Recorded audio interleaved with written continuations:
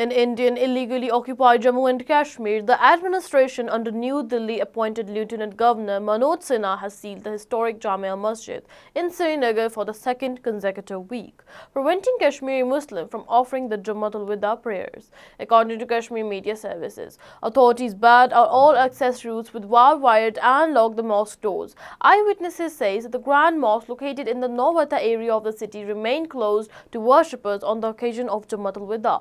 Senior All-Party Hurriyat Conference leader Mirwais Umar Farooq, in a post on X, said that the seventh consecutive year the Jamia Masjid has been sealed during the Jummatul Wida, denying Kashmiri Muslims their right to pray. The Mirwais drew a very parallel with Israel's action at Al-Aqsa Mosque during the Ramadan, saying just as the gate of Al-Aqsa Mosque are forcefully shut down during Ramadan, a similar painful reliability is being witnessed in Srinagar.